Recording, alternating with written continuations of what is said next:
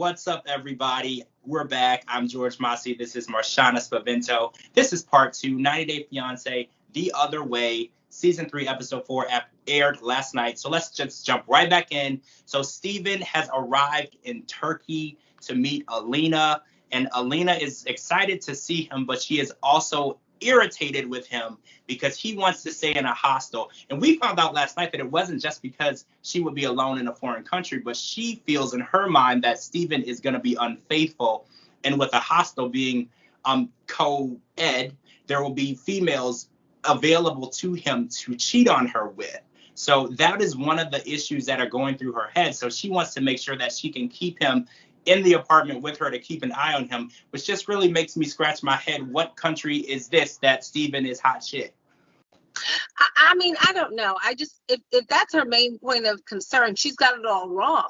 I don't think that it's safe to have your lady in a foreign country by herself and you stay elsewhere. I mean, just from a matter of safety, it's a pandemic. Is it safe for him to really be in a hostel staying with other people? Shouldn't they really be quarantining together? You know, it just doesn't make any sense to me. And Steven is painfully awkward. I mean, when he jumped in the pool, fully dressed, I couldn't make any sense of it. And what really annoys me the most is people who are steeped in purity culture, this thing that religion teaches them, that premarital sex is the worst thing you could ever do as a human being, which I definitely don't agree with, is that he's broken this vow that he made. More than once.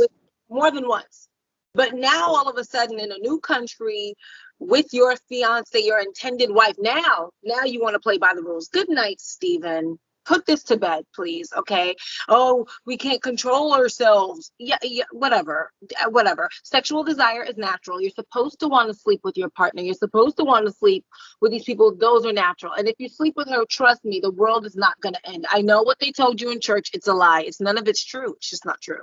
It's not. And Alina was so disappointed because she had a very clear vision of the first night together, and I could see the look on her face when he was reading her scriptures about premarital sex and not having sex with her, how disappointed she was, because this was a anticipated trip, an anticipated relationship, and she left her whole family and her whole life to be with a man who acts like he's scared to touch her.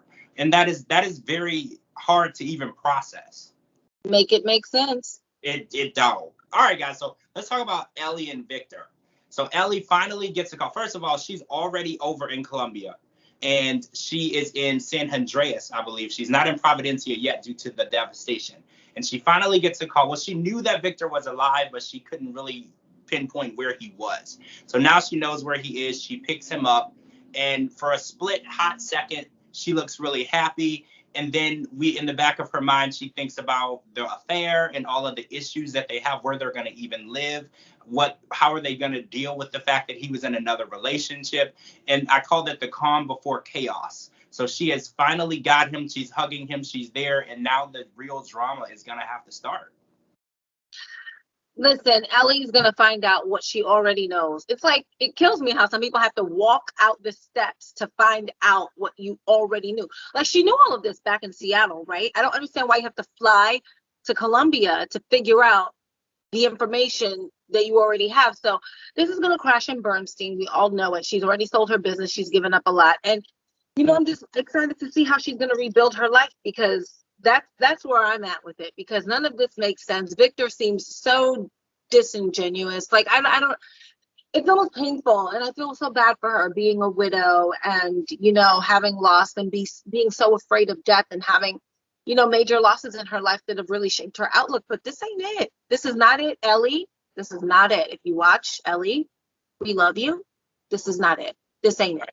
There is somebody out there for you, but the way that you're going about it is from a place of desperation. You feel like, because she said that this was a second chance. And I was like, it's not a second chance. First of all, you're giving him like 10 chances from all the things that he's done, the domestic violence, the relationship, all of this is, you're giving him so many chances. And I just wish that she knew her worth and she knew how valuable she is, and she doesn't have to settle. And I think the loss that she's been through has her in a very dark place. So Ellie, we love you. We're praying for you. We hope that you are going to be in a better place and understand how much you could mean to the right person. Right. Okay. Let's talk about Ariel and Biniam. So right before Leandro leaves, we were blessed with the opportunity for him to meet Mimi and Wish. So they are over their house, and Wish is our spirit animal, guys. Wish is the one who's telling us what we see on the TV. She's vocalizing what we see, because for some reason Biniam doesn't do it. No one is standing up. There's no Aunt Lydia this season. That is our Wish. So we are hearing Wish deal with this foolishness. And first of all, Wish, you're the MVP. We love you. You are holding this season together. You are making primetime better. Congratulations. We love you, and I can't wait to see more of you. So, all right, let's go. What do you think about this whole situation? First of all, shout out to Wish. Every family needs a Wish, okay? Wish, long may you reign, and I pray that you never take your foot off of Ariella's neck, all right? Exactly where it is. Ariella is doing the most, I think she takes the cake in terms of 90-day history, all franchises, for being the number one hypocritical person.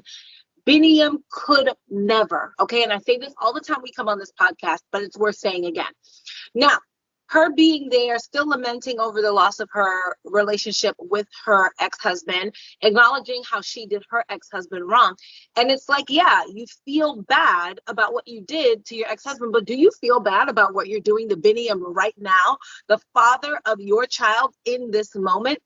Ariella, even when Biniam was opening up his heart to her after Leandro left and saying, I love you, you're everything to me, this relationship. And she's like, well, if you really love me, then you got to do this. And it's never enough. She just doesn't want to accept Biniam's love for what it is. If Biniam is so inferior of a partner and of a father of your baby, I don't know why you did it. When she met him, he is exactly what he was. Yeah. And it's I don't think that he's changed. And I think she's just inherently controlling. And I think it's really hard for Biniam to live under the thumb. So to your point, why is Wish involved? Why does she speak up? Because Biniam doesn't have the words, because Biniam is being controlled.